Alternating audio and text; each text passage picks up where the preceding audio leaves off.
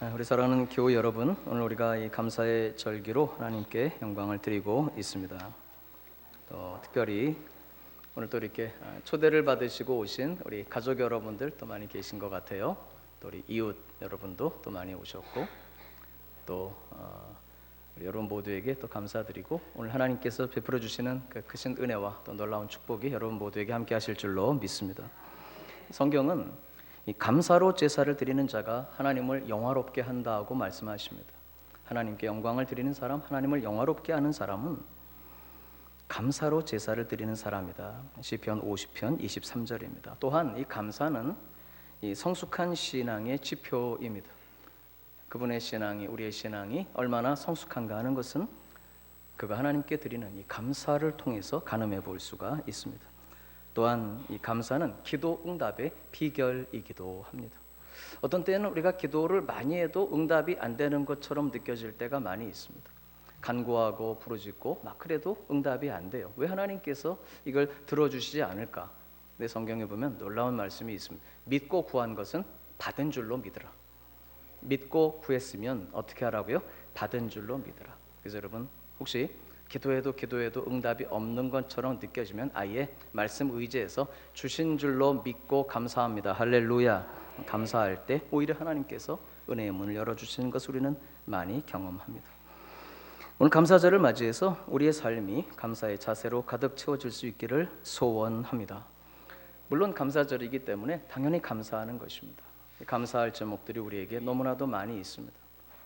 하나님께서 우리에게 베풀어 주신 영원한 생명이 감사하고, 구원의 은혜가 감사드리고, 또 우리 교회를 세우시고 여기까지 인도해 주신 그 사랑을 감사드리고, 여러분 가정을 다 지켜주신 하나님의 은혜인 줄로 믿습니다.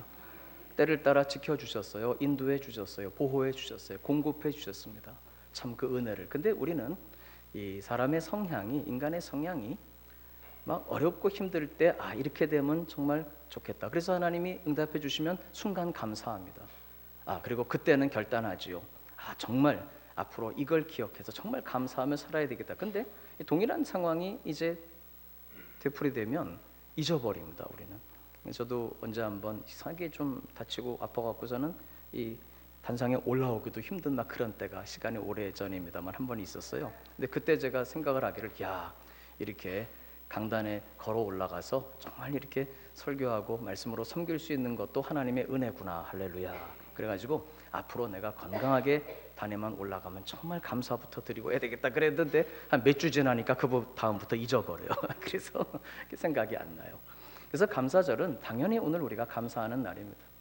여러 가지 베풀어 주신 은혜를 감사하지만 또 하나는 자꾸 잊어버리는, 사실은 마땅히 감사해야 되는데 자꾸 잊어버리는, 그리고 당연한 것으로만 생각해버리는 이런 감사를 우리의 마음에, 감사의 자세를 회복해서 내년 감사절까지, 또 그 이후에 우리가 주님을 배우는 그날까지 평생 감사로 살아갈 수 있도록 오늘 감사를 배우고 또 감사를 결단하고 감사의 자세로 우리의 마음을 새롭게 다짐하는 복된 날이 되시기를 주님의 이름으로 부탁을 드립니다. 이 추수감사절의 유래는 직접적으로는 사실 구약 성경에서 유래합니다. 구약 성경에 보면 예수님 오시기 이전이 구약 시대거든요. 지금부터 약 2000년 전에 하나님이신 예수님이 이 땅에 오셨는데 그 이전을 구약 시대라고 부릅니다. 그때에는 하나님께서 이스라엘 백성들에게 세 가지 절기, 여러 가지 절기가 많이 있었습니다만 중요한 세 가지 절기를 명령하셨습니다.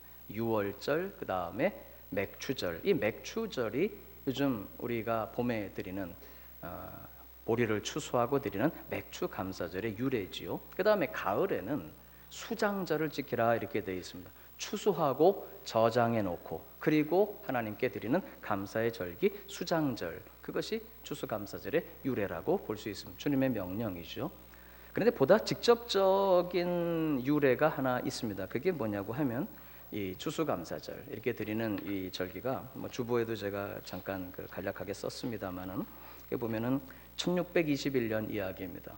원래 그 영국의 청교도라고 하는 우리 믿음의 신앙의 사람들이 그때 영국에서 신앙의 박해를 받았습니다. 그래서 믿음의 신앙의 자유를 찾아서 대서양을 건너서 그 당시에 새로운 대륙, 이제 신대륙, 아메리카 대륙, 미 대륙으로 건너갔습니다. 그들이 건너가서 농사를 짓고 여러 어려움과 수고를 다 극복하고, 그리고 1621년 첫 번째 하나님 앞에 첫 번째 추수를 거두고, 그리고 그로 인해 하나님께 드렸던 그 감사의 예배, 감사의 절기, 그것을 현대 추수감사절의 유래로 이렇게 생각하긴 합니다. 근데 뭐 설교 시간에 뭐 제 개인적인 말씀을 드려서 좀 그렇습니다만은, 이 감사절 그러면 제게 아름다운 추억이 하나 있어요. 여러분도 다 이 감사절에 아름다운 추억들이 다 있으시고, 오늘도 아름다운 추억을 또 만들어 가시기를 부탁드립니다. 그 추억이 뭐냐 그러면, 여러분 제가 어렸을 때인데요, 이 초등학교 어린 그 학년 때 제가 아역 배우였어요. 아역 스타였어요. 진짜예요. 그래서 그때 흑백 TV 시절에 그 텔레비에 제가 여러 번 나왔습니다. 그때 혹시 보셨던 분 계실지 모르겠는데 그리고 그때 그 제가 초등학교도 아마 어린 학년이었는데, 지금 그 세종문화회관이 예전에 그 서울 시민회관이라 그랬거든요. 그 시민회관에 이제 불을 타서 다시 세종문화회관을 지었는데, 그 이전에 그 시민회관에서 이 감사절 공연을 했어요 그때. 그래서 제가 다니던 학교가 이제 미션 스쿨이어서 아마 그랬던 것 같기도 해요. 그래서 기억이, 우리가 다 그때 분장을 하고, 저도 그때 그 청교도 중에 한 사람으로 또 분장도 하고, 그리고 배를 타고 이렇게 가면서 그 파도가 쳐서 풍랑이 친다 그러면 아이쿠, 그리고 애들이 배를 번쩍 들면 다리는 다 밑으로 이렇게 나와가지고 관객들이 막 웃고, 그리고 나서 그때 이제 딱 도착을 했다. 그래서 딱 농사를 짓고 마지막 예배 드리는 그 장면이 굉장히 감격스러웠어요 제 기억에. 그 어렸을 때 그 공연이었는데도, 그래서 이 감사절 그러면 그때 그 참 은혜로웠고 그랬던 그 기억이 납니다. 우리 사랑하는 교회 여러분, 우리 신앙인의 특징은 그래서 감사하는 마음의 자세입니다. 오늘 본문은 시편 107편은 우리가 하나님 앞에 감사할 수밖에 없는 여러 이유들을 말씀해 주십니다. 오늘 그 이유들을 잠깐 생각해 보고자 합니다. 여러분, 감사할 때 감사는 우리에게 새로운 인생을 살 수 있도록 인생의 문을 열어주십니다. 감사하는 사람들에게 하나님은 인생의 문을 새롭게 열어주십니다.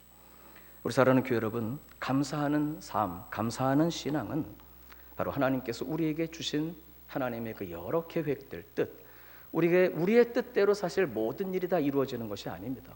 그래서 때로는 우리가 뜻하고 우리가 생각했던 대로 일이 이루어지면 당연히 그거는 감사하죠. 주님 감사합니다. 근데 때로는 우리가 기대하고 우리가 생각했던 것처럼 이 일이 이루어지지 않을 때가 많습니다. 사실 나는 이걸 원했지만 나중에 보니까 하나님께서 원하시는 게 그게 아닌 거예요. 나는 그저 축복 형통한 길을 원했는데 의외로 하나님께서 나를 인도하시고 허락해 가시는 그 길이 고난의 길일 수도 있고 역경의 길일 수도 있고 그렇습니다.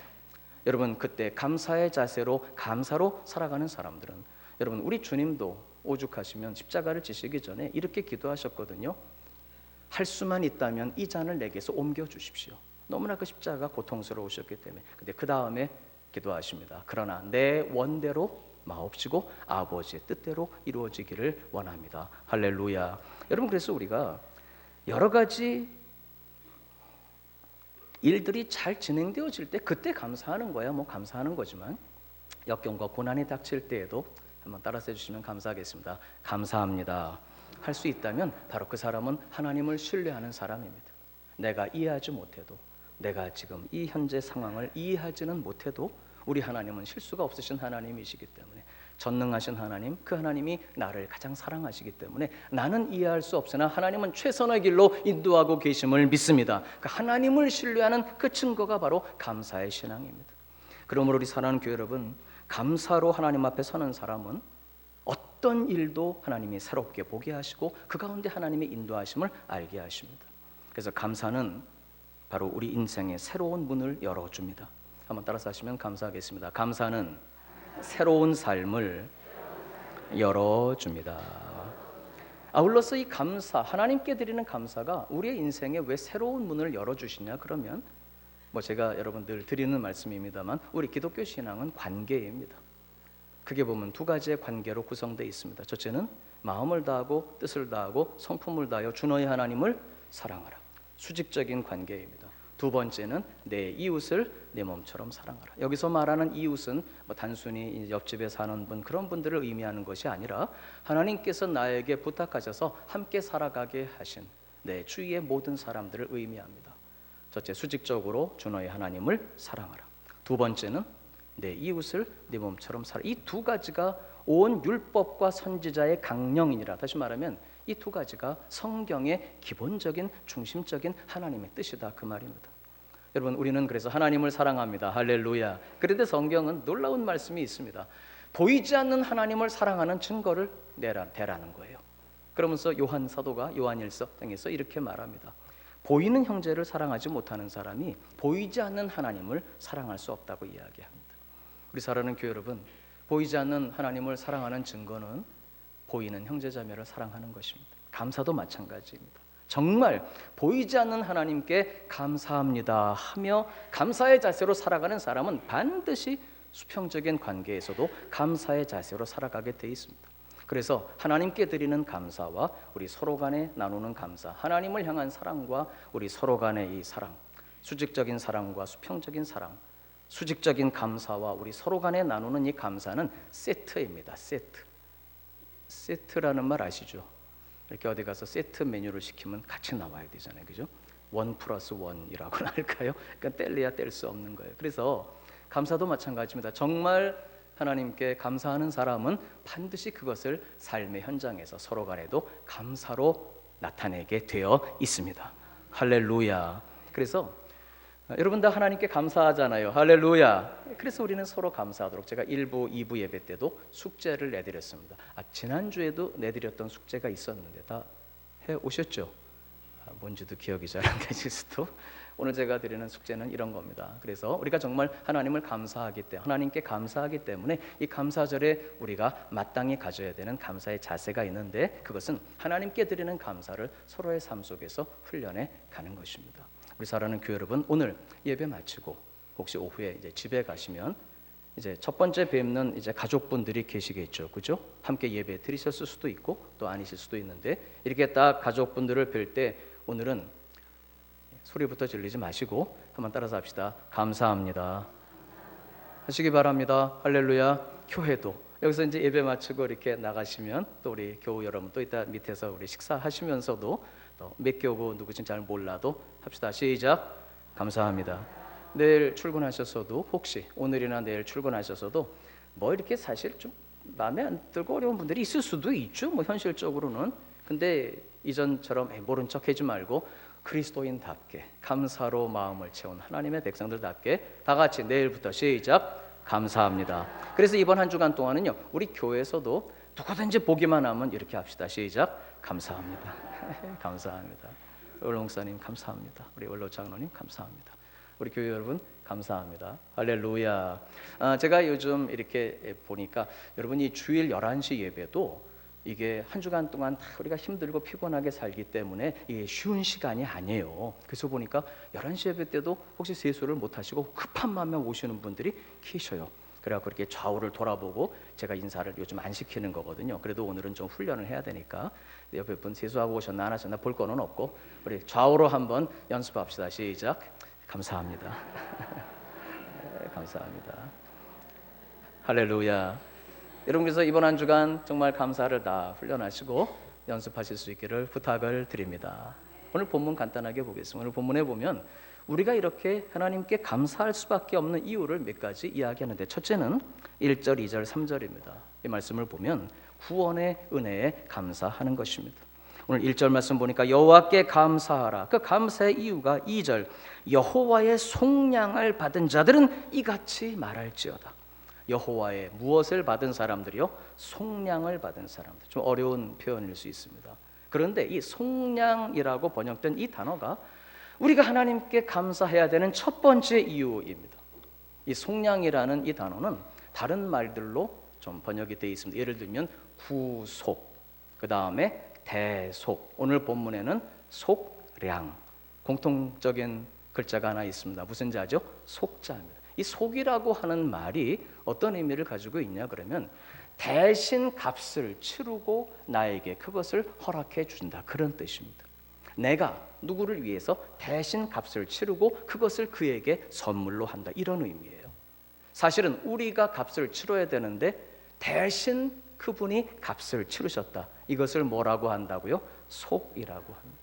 우리 사랑하는 교회 여러분, 바로 우리 예수님께서 우리가 치러야 되는 모든 대가를 대신 치르셨습니다. 우리 사랑하는 교회 여러분, 우리를 향하신 하나님의 사랑은 결코 변하지 않습니다. 그 무한하신 사랑과 그 구원의 은혜가 우리를 구원하시기 위해 하나밖에 없는 독생자 그 아들 예수 그리스도를 하나님께서 이 땅에 보내셨습니다. 그리고 예수님께서 우리가 치러야 되는 모든 죄의 대가, 우리 사랑하는 교회 여러분, 죄를 지었으면 벌을 받아야 되는 것은 당연한 것입니다. 이것은 우리 사회에서도 마찬가지예요. 사회에서도 어떤 죄를 범하고 그 죄를 지었으면 합당한 벌을 받는 것이 사회의 공의입니다. 그런데 혹시라도 뭐 이런 죄를 지었는데 상식적으로 볼 때 그런 벌을 받지 않고 계시는 분이 있다라고 한다면, 어떤 다른 뭐 배경에 의해서, 그러면 우리는 다 마음이 상한 것입니다. 왜? 이 사회의 공의가 이루어지지 않기 때문입니다. 하나님의 법도 마찬가지입니다. 세상의 법도 죄를 지으면 반드시 벌을 받아야 되는 것처럼 하나님의 법도 동일합니다. 우리 하나님 앞에 죄를 짓고 우리의 마음과 삶의 그 모든 죄악은 하나의 형벌이 있습니다. 죄의 삭은 사망입니다. 그 죄의 대가를 사실은 우리가 다 치루어야 되는데 우리 예수님께서 우리의 죄의 모든 대가를 대신 지불하셨습니다. 십자가에서 우리의 모든 죄를 지고, 과거의 죄를, 현재의 죄를, 미래의 죄를 다 지시고 십자가에 가셔서 우리의 죄를 지시고 십자가에 우리 대신 죽으셨습니다. 우리가 있어야 되는 그 사망의 자리에 우리 주님 예수님께서 대신 그 자리에 계셨습니다. 그리고 우리의 수고하고 무거운 인생의 모든 짐을 다 그 자리에 함께 지고 가셨습니다. 우리를 대신해서 그 죄의 모든 대가를 치르신 우리 예수님, 바로 이것을 속량의 은혜 혹은 구속의 은혜, 대신 치르셨다, 대속의 은혜, 우리가 그렇게 부르는 것입니다. 우리 사랑하는 교회 여러분, 우리 주님의 그 대속의 은혜와 그 사랑으로 말미암아 우리는 영원한 생명을 얻고 구원받아 하나님의 자녀가 된 줄로 믿습니다. 어떤 분들은 이렇게 이야기합니다. 영원한 생명을 우리가 얻어야 됩니다. 우리가 천국 가야 합니다. 이렇게 이야기하면 어떤 분들은 이렇게 말씀합니다. 아이 뭐 죽어봐야 알지, 죽은 다음의 삶을 어떻게 알겠냐고, 천국이 어디 있냐고, 어떤 분은 그렇게 말합니다. 물론 그럴 수 있습니다. 그런데 제가 한 가지 재미있는 비유를 하나 좀 여러분께 말씀드릴까 합니다. 비유입니다. 하루살이하고 메뚜기하고 어느 날 놀았다고 합니다. 하루 종일 열심히 막 재미있게 놀다가, 누구하고 누구요? 하루살이하고 메뚜기가 놀다가 저녁 시간이 돼서 이제는 다 피곤해갖고 메뚜기가, 야 하루살이야, 이제 오늘 우리 피곤하니까 오늘 밤 푹 자고 내일 만나서 놀자. 그랬더니 문제는 하루살이는 며칠밖에 못 살기 때문에, 그래서 내일에 대한 개념이 없는 거예요. 야 내일이 뭐냐? 아 내일이 내일이지, 내일이 어디 있냐? 하루살이는 하루밖에 못 사니까 메뚜기가 답답해갖고 팔쩍팔쩍 뛰었다는 얘기가 있습니다. 아이고 속 터져. 네가 몰라서 그렇지 내일은 있다. 며칠 후에 이번에는 메뚜기와 개구리가 같이 만나서 놀았다고 합니다. 재미있게 하루 종일 놀다가 문제는 이제 11월, 12월 날이 추워지면서 이제 개구리는 겨울잠을 자야 되니까 메뚜기에게, 야 메뚜기야, 우리 이렇게 잘 놀았는데 이제 나 좀 잠 좀 자야 되니까 내년에 봄에 만나 또 즐겁게 놀자. 그랬더니 메뚜기는 한철이잖아요. 메뚜기가 내년을 이해를 못하는 거예요. 아, 내년이 어디 있냐고, 그게 뭐냐고. 이번에는 개구리가 하도 답답해갖고 팔쩍팔쩍 뛰다가, 야 네가 몰라서 그렇지 내년은 있는 것이다. 여러분 그렇습니다. 하루살이가 내일을 몰라도 내일이 있는 것처럼, 메뚜기가 내년을 몰라도 내년이 있는 것처럼, 설사 우리가 영원한 세계를 모른다라고 해서 영원한 그 나라가 없는 것이 아닙니다. 영원히 없는 것이 아니다 이 말입니다. 더구나 더 중요한 것이 있는데, 하나님께서는 모든 사람들의 마음속에 사실은 영혼을 향한 동기와 욕구와 궁금함을 다 심어주셨습니다. 창세기 전도서 3장 11절에 보면 하나님께서 모든 사람들에게 영혼을 사모하는 마음을 주셨다라고 기록되어 있습니다. 인간이 난 모든 사람들에게는 사실은 영혼을 사모하는 마음이 있어요. 왜? 우리는 하나님의 형상대로 지음받은 하나님의 사람들입니다. 하나님께서 인간을 지으실 때 당신의 형상대로 지으셨는데 그 당신의 형상 중에 중요한 영혼을 사모하는 마음, 그것을 하나님은 모든 사람들에게, 아직 예수님을 안 믿으시는 분들도, 아직 그리스도인이 아니신 분들도 마찬가지입니다. 하나님 모든 사람들의 마음속에 영혼을 사모하는 마음을 주셨기 때문에 인간은 푸득불 영혼을 궁금해합니다. 이 세상이 다가 아니라는 것을 사실은 본능적으로 다 느끼고 생각하고 있습니다.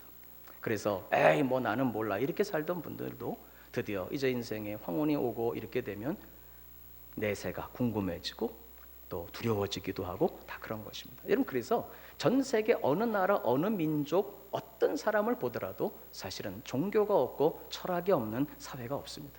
모든 나라 모든 민족이 다 종교가 있고 다 철학이 있습니다. 왜냐하면 보이지 않는 그 세계 영혼을 향한 사모함이 있기 때문에.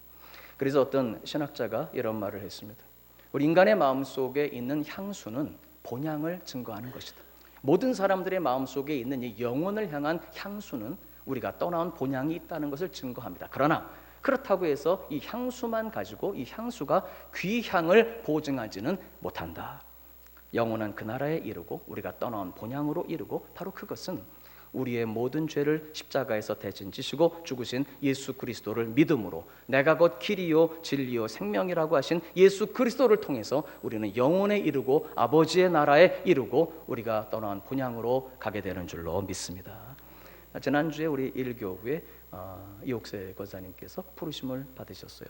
금요일 날 구역 예배 잘 드리셨거든요. 구역 예배 잘 드리시고 그리고 저녁에 이제 초3일 초하루 준비를 하셨다 그래요. 이렇게 내일 아침에 그러다가 머리가 아프다 이렇게 가서 누우셨는데 그냥 그대로 주님께 부르심을 받았어요. 그 장례를 치고 이렇게 하면서도 또 온 가정에 하나님 풍성한 은혜를 베풀어 주시는 걸 보면서 여러분 이 세상 우리가 생각하는 것만큼 그렇게 길지 않거든요. 우리 모두 이 세상 마칠 때 영원한 주님의 나라에 다 이르게 될 줄로 믿습니다. 그것이 소망이고 그것이 우리의 기쁨, 이것이 바로 평생토록 감사할 이유인 것입니다. 혹시 이 자리에 이제 초대받고 오신 우리 이웃 여러분, 또 우리 가족 여러분 정말 감사드립니다. 오늘 예배 마친 후에 또 식사도 같이 하시고 또 제가 내려가서 또 좀 뵙기도 그렇게 하겠습니다. 혹시 영혼에 대해서 궁금하시면 여러분 우리의 마음 속에는 영혼을 향한 사모하는 마음이 다 있습니다. 바로 우리의 그 모든 죄를 지시고 대신 죽으신 그 예수님을 나의 주님으로 오늘 이 자리에서도 내가 그 예수님을 나의 구주로 믿습니다. 내 마음속에 예수님을 모시면 바로 그 순간 우리는 영원한 생명을 얻게 됩니다. 할렐루야. 우리 사랑하는 교회 여러분, 바로 이것이 속량의 의미입니다. 우리를 위해 대신 죽으시고 영원한 생명을 주신 그 우리 사랑의 예수님, 그 하나님께 바로 이것이 평생토록 감사할 이유입니다. 우리는 이 구원의 확신을 가지고 천국 가는 것을 믿으면서도 때때로 우리는 이미 구원받았다는 이 사실은 그냥 당연한 거로 딱 쳐버립니다. 그거는 당연한 얘기고 그 다음에 또 다른 은혜를 구합니다. 이걸 주셔야 되겠고 이것이 모자라고 이걸 좀 얻어야 되는데 이런 생각을 가집니다. 물론 맞습니다. 하나님은 앞으로도 풍성한 은혜를 베풀어 주실 줄로 믿습니다. 그러나 제가 늘 드리는 질문인데요, 여러분 이제까지 받은 은혜가 많으십니까? 앞으로 받으실 은혜가 더 많습니까? 그거야 대답하기 나름이지만 사실 알고 보면 구원보다 더 큰 은혜는 없습니다. 영원한 생명은 우리가 이 세상 떠나면서 죽음 이후에 우리가 누리는 것이 아니고 이미 그 영원한 생명은 우리 안에 있다 이 말입니다. 그래서 이번 우리 이옥세 권사님 이제 떠나 보내드리면서 예배 드릴 때도 제가 그 설교를 했습니다. 나는 부활이요 생명이니 나를 믿는 자는 그래 죽었다고 치자 그러면 다시 살아날 것이지만 살아서 나를 믿는 자는 영원히 죽지 아니하리니 할렐루야. 이것을 내가 믿느냐? 오늘 우리도 다 그 질문 앞에 서 있는 것입니다. 우리 사랑하는 교회 여러분, 예수를 믿는 자는 영원히 죽지 않는다. 다시 말하면 우리 안에 이미 영생이 있고 영원한 생명이 있기에 이 구원의 은총이 평생토록 잊지 않고 하나님께 드리는 감사의 제목들이 되시기를 주님의 이름으로 축원합니다. 당연한 것이 아니라 바로 이것이야말로 매일매일 감동 속에 감격 속에 아버지께 드리는 감사의 제목이 되어야 되고, 오늘 그래서 이 시편의 기자는 여호와께 감사하라, 무엇보다도 여호와의 속량함을 받은 자들이여 하나님께 감사하라고 말씀하는 것입니다. 오늘 두 번째 감사의 제목이 있습니다. 그것은 이제 구원의 은총을 감사하며 뿐만 아니라 도우시는 하나님의 은혜에 감사하는 것입니다. 1절, 2절, 3절이 구원의 은혜에 대한 감사를 말씀하신다면 이제 4절부터는 오늘 우리의 삶에 이제까지 인도하신 은혜, 지금도 함께 하시는 그 사랑을 이야기하고 노래하면서 그것이 우리의 감사할 제목이라고 말씀합니다. 4절 보니까 광야 사막길에서 방황하며, 여러분 우리가 그때에 거주할 성읍을 찾지 못하였었습니다. 그래서 방황하고 굉장한 어려움, 고난 속에 우리 지난 세월을 보냈는데 이제는 우리가 다 거주할 성읍에 이르렀습니다. 거주할 성읍이라는 게 무슨 말일까요? 거주할 성읍. 우리가 거기에 정착을 하고 여기에 안전이 있고 이제는 평안이 있고 만남이 있고 소망이 있고 행복이 있는 바로 우리의 교회입니다. 할렐루야. 여러분의 가정입니다. 여러분의 가정, 이제는 거주할 성읍입니다. 그 다음에 우리 조국, 우리나라. 하나님께서 우리에게 아름다운 나라 여기까지 이르러 주셨고요. 여러분 삶의 그 모든 현장이 물론 고난이 있습니다. 물론 어려움들이 있습니다. 그러나 그 모든 역경조차도 이제는 하나님께서 우리에게 하나님을 향한 믿음, 소망 가운데 여러분 가정도 우리의 교회도 여러분 모든 삶의 터전에 하나님이 우리를 정착하게 하시고 보호하시고 지켜주시는 거주할 성읍에 이르게 하신 그 주님의 은혜를 감사합니다. 할렐루야. 그래서 우리가 방황하고 피곤했지만 하나님은 우리를 치유해 주셨고 늘 위로해 주셨습니다. 5절 보니까 줄이고 목이 말라 영혼이 우리 안에 피곤할 때, 4절 광야 사막길에서 방황할 때 하나님은 우리를 보호하시고 지키시고 인도해 주셔서 오늘 이 자리에까지 이르게 하신 그 하나님의 사랑에 잊지 않고 감사하는 저와 여러분의 삶이 될 수 있기를 주님의 이름으로 부탁을 드립니다. 또한 하나님은 우리의 기도에 응답하시기에 우리는 하나님께 감사합니다. 6절 말씀 보니까 이에 그들이 근심 중에 여호와께 부르짖음에 그들의 고통에서 건지셨다. 13절에도 보니까 이에 그들이 그 환난 중에 여호와께 부르짖음에 그들의 고통에서 구원하셨다. 여러분 기도를 들으시는 하나님을 생각할 때 사실 이렇게 말씀드리기가 쉽지는 않습니다만은 또 성경에도 그런 표현이 있기 때문에 다윗이 고백하거든요. 사실은 알고 봤더니 고난당한 것이 내게 유익입니다. 여러분 기도는 하나님과의 대화입니다. 전능자와의 대화입니다. 만약에 우리 자양동에 언제든지 맘만 먹으면 그냥 청와대 우리 대통령님과 직통 통화를 할 수 있다. 언제든지. 아니면 아침에 청와대에서 전화가 먼저 오면 이런 분이 계시다면 대단하죠. 혹시 우리 성도님들 중에 그런 분 계십니까? 그러면 대통령님은 그렇고 서울시장님한테 맘만 먹으면 좀 이렇게 안 계시는구나. 그런데 우리는 전능하신 하나님과 언제든지 대화합니다. 할렐루야. 사실은 그분이 우리를 먼저 부르시고요. 우리가 부를 때마다 그분이 응답하십니다. 여러분 이것이 기도입니다. 그렇기 때문에 기도는 우리 그리스도인들에게 놀라운 특권입니다. 그런데 우리가 삶이 평안할 때는 사실 우리는 기도의 중요성을 자꾸 잊어버립니다. 기도하지 않게 되죠.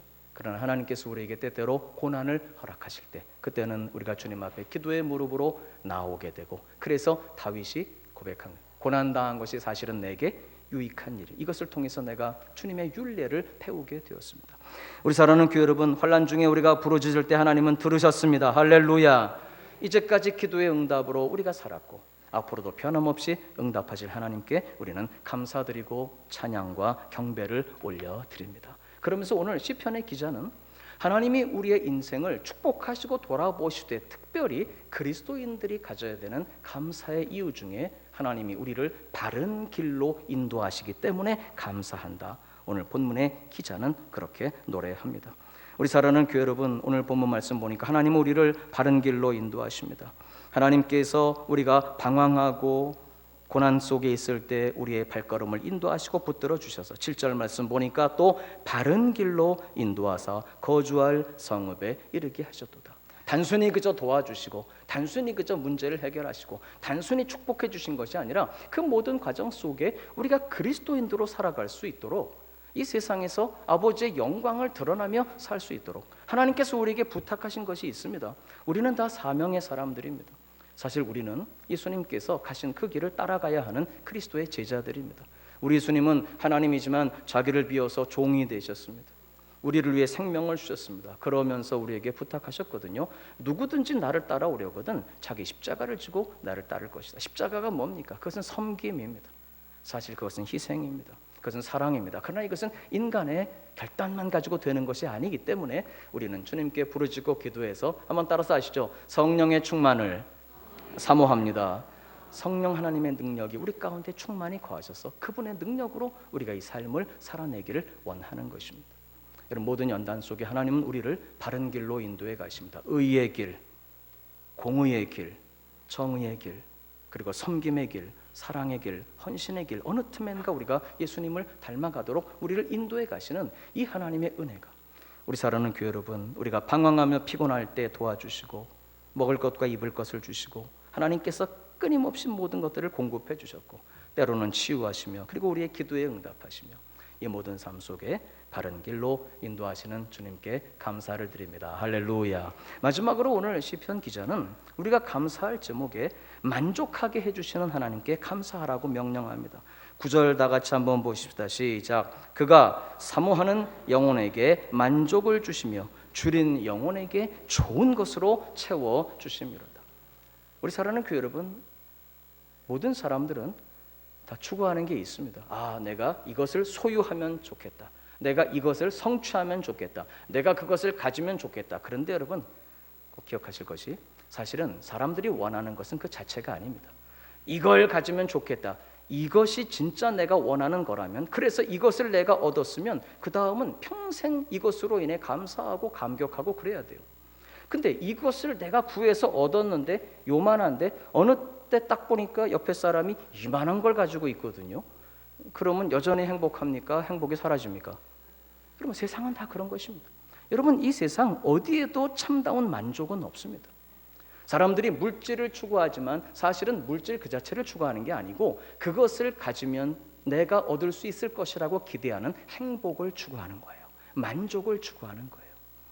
어떤 지위도 그렇고 어떤 성취도 그렇고 사실은 그 자체를 추구하는 게 아니라 그걸 통해서 내가 얻을 것이라고 기대하는 만족, 행복, 그것을 추구하는 거예요. 그래서 예전에 그 어렸을 때 봤던 그 동화책이었는지 초등학교 교과서인지 잘 기억이 안 납니다만 그 무지개의 비유가 있었잖아요.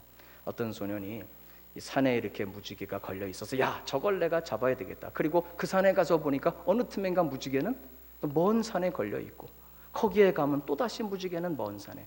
여러분 이 땅에서 인간의 삶 속에 진정한 행복과 만족은 사실은 불가능합니다. 왜? 우리의 삶 속에 만족이 있죠. 행복이 있죠. 만남의 기쁨이 있지만 우리 영혼 깊은 곳에는 하나님만이 채우실 수 있는 그 빈 공간이 있습니다. 우리 선조가 에덴 동산에서 하나님의 말씀에 불순종하고 타락하고 나오면서 그 이후로 우리 영혼 깊은 곳에는 하나님만이 채워주실 수 있는 그 빈 공간이 있다 이 말입니다. 여기는 세상에 어떤 것을 소유하고 어떤 것을 성취해도 절대로 거기는 채워지지 않습니다. 하나님만이 우리를 진정한 만족으로 인도해 주십니다. 아까 그 2부 예배 때는 찬송 인도자가 그 찬송을 부르더라고요. 무화과 나무 잎이 마르고. 여러분 그 하박국의 고백이거든요. 외양간에는 소가 없어도 우리에는 양이 없어도 곡간에는 곡식이 없어도 그러나 이왕이면 우리 원로 목사님과 저와 우리 교금 목사님들 우리 장로님들 우리 모두는 성도 여러분들이 이왕이면 외양간에 소도 많기를 기도합니다. 우리의 양도 풍성하기를 기도합니다. 곡간의 곡식도 넘치기를 축복합니다. 그러나 그것이 진정한 만족과 행복의 근거는 아니라고 하는 것입니다. 여러분 참다운 만족은 우리 하나님께서 주시는 하늘의 은혜입니다. 하나님과의 교제, 하나님의 그 사랑, 그것이 우리에게 가득 채워주시고 그래서 우리는 그 은혜를 사모할 필요는 있죠. 사모하는 영혼을 좋은 것으로 만족해 주시는데 여러분 하나님을 사모하십니까? 그러니까 이미 만족하시잖아요. 할렐루야. 여러분 하나님께서 채워주신 말씀과 은혜로 채워주신 이미 우리의 마음속에는 예수로 인한 하나님으로 인한 행복이 있어요. 여러분 감사하실 수 있기를 부탁합니다. 그리고 더욱더 하나님의 주시는 그 은혜로 만족하고 행복하고 채워질 수 있도록 하나님의 은혜를 간구하고 사모하시기를 부탁드립니다. 그래서 우리는 하나님의 인도하심을 따라 소원의 항구를 향해서 가고 있습니다. 오늘 본문 아까 9절까지만 보았습니다만 23절에서부터 30절까지 오늘 시편 107편의 말씀을 보면요, 오늘 시편의 기자는 우리 인생을 파도치는 바다를 항해하는 배에다가 비유하고 있습니다. 23절 보니까 배들을 바다에 띄우는 사람, 24절 여호와께서 행하신 일들을 그 바다에서 보는데, 25절 광풍이 일어나고 바다 물결이 일어납니다. 26절 하늘로 솟구쳤다가 깊은 곳으로 내려갑니다. 27절 구르며 비틀거리고 이 모든 고난 속에 우리의 영혼조차 녹아버리는 것 같다고 26절이 이야기합니다. 혹시 여러분, 우리 사랑하는 교회 여러분, 이와 같은 인생의 고난의 바다를 항해하고 계시는 분들이 계십니까? 근데 오늘 성경 말씀 보면 이제 그들이 28절 그 고통 때문에 여호와께 부르짖음에 그가 그들의 고통에서 그들을 인도하여 내시고, 29절 광풍을 고요하게 하사 물결도 잔잔하게 하시는도다. 할렐루야. 30절 다 같이 보십시다. 그들이 평온함으로 말미암아 기뻐하는 중에 여호와께서 그들이 바라는 항구로 인도하시다. 예전 번역은 하나님께서 그들이 바라는 소원의 항구로 인도해 가신다. 여러분, 그래서 우리는 이것이 미래 장래를 향해서도 우리가 큰 소망을 가지고 하나님께 감사할 수 있는 그런 이유입니다. 우리 사랑하는 교회 여러분, 우리 하나님께서는 우리를 인도해 주시는데 장래의 소망조차도 감사합니다. 시작. 예, 이게 셋째예요. 추수의 때입니다는 지난주 거고, 장래의 소망으로 인해서조차 우리는 하나님 앞에 감사합니다. 왜 그러냐 그러면 오늘 비록 파도치는 바다에 우리가 탄 인생의 배가 흔들리고 우리가 구르고 큰 고난 속에 있을지라도 반드시 주님은 이 풍랑을 잔잔케 해주실 줄로 믿습니다. 그리고 우리를 주님 정하신 그 때에 하나님 우리의 믿음을 연단 속에 크게 성장시켜 주신 이후에 반드시 소원의 항구에 이르게 하실 줄로 믿습니다. 그래서 우리는 장래를 향한 소망으로도 하나님께 감사하는 것입니다. 신명기 16장 15절에 보니까 이런 말씀이 있습니다. 감사절을 향한 말씀인데요, 이미 주신 축복으로 인해서도 감사하지만 앞으로 주실 축복, 앞으로 주실 은혜에 대해서도 감사하라. 우리 사랑하는 교회 여러분, 오늘 풍성한 감사가 여러분 마음에 넘칠 수 있기를 부탁을 드립니다. 그리고 앞으로 주님이 이루실 그것도 여러분 감사하시기 바랍니다. 말씀 맺겠습니다. 사랑하는 교회 여러분, 여호와께 감사하라. 그는 선하시며 그 인자하심이 영원하미로다. 우리 기독교 신앙은 감사의 신앙입니다. 바로 감사의 자세가 때로는 도저히 세상의 기준으로 볼 때는 감사할 수 없는 것 같은 그런 조건 속에서도 감사하는 것이 우리 그리스도인들이 구별되어지는 증표라고도 할 수 있습니다. 우리 사랑하는 교회 여러분, 아까 서론에서도 제가 말씀드렸습니다만 하나님을 향한 감사는 무엇으로 증명된다고요? 서로를 향한 감사로 증명되는 것입니다. 보이지 않는 하나님에 대한 사랑은 무엇으로 증명된다고요? 보이는 형제를 사랑함으로. 그러므로 오늘 우리가 하나님께 드리는 이 깊은 감사의 자세가, 감사의 마음이 이제 우리로 하여금 우리 서로 형제자매들을 향해서 우리 서로 간에 향한 감사로 나아갈 수 있기를 주님의 이름으로 부탁을 드립니다. 모든 아쉬움과 무관심과 그리고 미움조차도 이제는 다 벗어버리고 하나님의 백성들답게 앞서가신 예수 그리스도의 자취를 따르는 그리스도의 제자들답게 우리 서로를 향한 감사도 넘치고 바로 그런 행복한 삶이 열릴 수 있기를 주님의 이름으로 부탁을 드립니다. 하나님께 드리는 감사는 실패와 고통의 삶을 기쁨과 행복으로 바꾸어 줍니다. 동일한 여건 속에서도 감사하는 사람들에게는 그의 삶이 하나님 앞에 의미 있는 삶으로 바꾸어지게 하십니다. 그리고 마침내 하나님의 능력이 임하셔서 아름다운 열매, 만족한 삶을 가져다 주십니다. 감사야말로 만족과 행복으로 가는 지름길입니다. 또 우리 서로의 만남에도 감사가 지배하도록 만들어 주십니다. 바로 이와 같은 다른 차원의 삶으로 하나님은 우리의 삶을 인도해 주십니다. 우리 사랑하는 교회 여러분, 오늘 감사절을 맞이하면서 하나님께 정말 감사드리고요, 아울러 남은 세월 우리의 삶의 자세가 하나님을 향한, 서로를 향한 감사의 자세로 충만해서 우리의 인생이 하나님이 열어주시는 정말 새로운 차원, 새로운 은혜, 우리 인생의 문이 새롭게 열려지는 더 복된 날이 되시기를 주님의 이름으로 부탁을 드립니다.